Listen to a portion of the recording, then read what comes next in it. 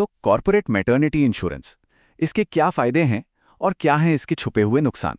ये एक ऐसा सवाल है ना जो अक्सर लोगों को थोड़ा कंफ्यूज कर देता है, खासकर जब कोई अपनी फैमिली प्लानिंग कर रहा हो। तो चलिए आज इसी को थोड़ा आसान भाषा में समझते हैं। अच्छा, कॉर्पोरेट इंश्योरेंस का जो सबसे बड़ा प्लस पॉइंट है ना, वो है मैटरनिटी क्लेम के लिए कोई लंबा चौड़ा वेटिंग पीरियड नहीं होना। देखिए, अगर कोई रिटेल पॉलिसी लेता है तो उसे आमतौर पर 2 से 4 साल इंतजार करना पड़ता है, लेकिन कॉर्पोरेट प्लान में ये फायदा अक्सर नौकरी के पहले दिन से ही शुरू हो जाता है। इसका मतलब ये हुआ कि अगर कोई अपनी प्रेगनेंसी के दौरान भी कोई नई कंपनी ज्वाइन करता है तो टेक्निकली उसकी डिलीवरी का खर्च भी कवर हो सकता है। लेकिन बस यहीं से चीजें थोड़ी सी पेचीदा होने लगती हैं। जैसा कि डॉक्टर प्रशांत बताते हैं, वो जो बड़ा सा टोटल सम इंश्योर्ड का फिगर होता है ना, वो असल में ध्यान भटका सकता है। असली कहानी तो पॉलिसी के अंदर छुपी हुई सब लिमिट्स में होती है, और यही वो जगह है जहां कई परिवार अनजाने में फंस जाते हैं। तो चलिए पहले और सबसे आम जाल को समझते हैं, रूम रेंट सब लिमिट।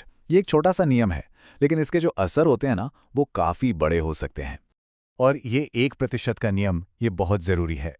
ज़्यादातर कॉर्पोरेट पॉलिसियों में होता क्या है कि एक दिन के कमरे का जो किराया होता है, उसकी लिमिट कुल बीमा राशि का सिर्फ 1% होती है। इसको एक उदाहरण से समझते हैं तो बात ज्यादा साफ होगी। मान लीजिए कि कंपनी से 4 लाख रुपए का कवर मिला है। इसका सीधा मतलब हुआ कि रूम रेंट की लिमिट है सिर्फ 4,000 रुपए प्रतिदिन। लेकिन बड़े शहरों के किसी अच्छे मैटरनिटी हॉस्पिटल में एक स्टैंडर्ड प्राइवेट रूम का किराया आराम से 8,000 रुपए या उससे भी ज्यादा हो सकता है। तो यहां क्या हुआ? लिमिट से सीधा 50% ज्यादा खर्चा। और जैसे ही ऐसा होता है, एक बहुत ही खतरनाक नियम लागू हो जाता है। इसे कहते हैं प्रोपोर्शनेट डिडक्शन, यानी आनुपातिक कटौती। और इसका मतलब ये बिल्कुल नहीं है कि सिर्फ कमरे के किराए का जो एक्स्ट्रा पैसा है वो जेब से देना होगा। नहीं, बात इससे कहीं ज्यादा बड़ी है। और यही वो बात है जो समझना सबसे जरूरी है।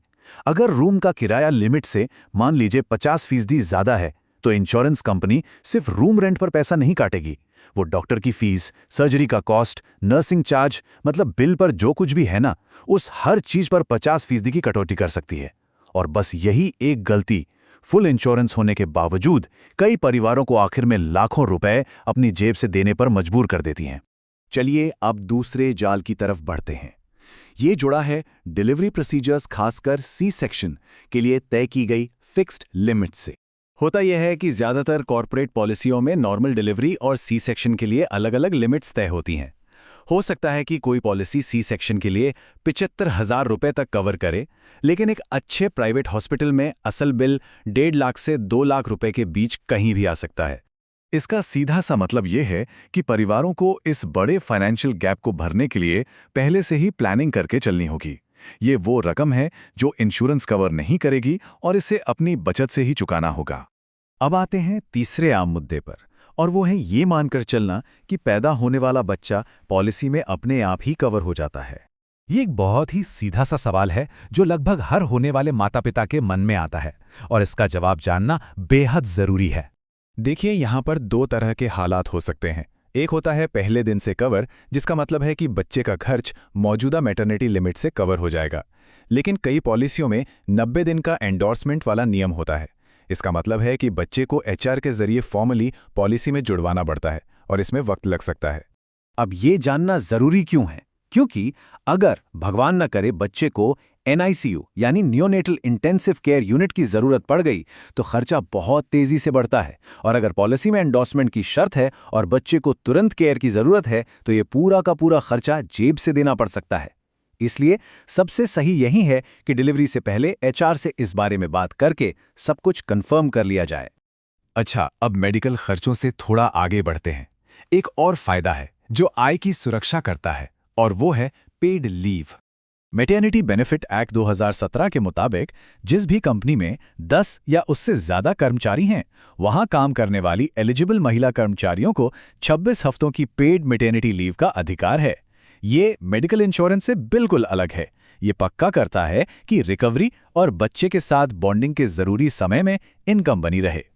तो इतनी सारी जानकारी के बाद अब सवाल उठता है कि आखिर किया क्या जाए। तो इसके लिए एक सिंपल 3 स्टेप का एक्शन प्लान है जो इस सारे कंफ्यूजन को क्लैरिटी में बदल सकता है।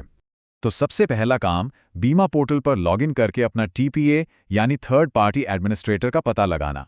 ये वही कंपनी है जो असल में क्लेम प्रोसेस करती है। दूसरा, अपने चुने हुए अस्पताल के बिलिंग डेस्क पर जाना और नॉर्मल और सी सेक्शन दोनों डिलीवरी के लिए एक एस्टिमेट बिल, जिसे प्रोफॉर्मा इनवॉइस कहते हैं, मांगना। और आखिर में उस एस्टिमेट की तुलना अपनी पॉलिसी में दी गई मैटरनिटी और रूम रेंट की सब लिमिट से करना।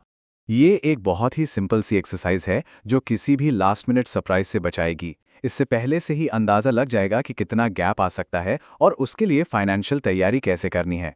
ये तैयारी बच्चे के जन्म के समय होने वाले किसी भी तरह के फाइनेंशियल स्ट्रेस को बहुत कम कर देती है। अंत में ये पूरा विश्लेषण हमें एक बहुत ही जरूरी सवाल पर लाकर छोड़ता है। सही जानकारी और थोड़ी सी प्लानिंग के साथ क्या हमारा फाइनेंशियल सेफ्टी नेट जिंदगी की इस बड़ी खुशी के लिए सच में तैयार है?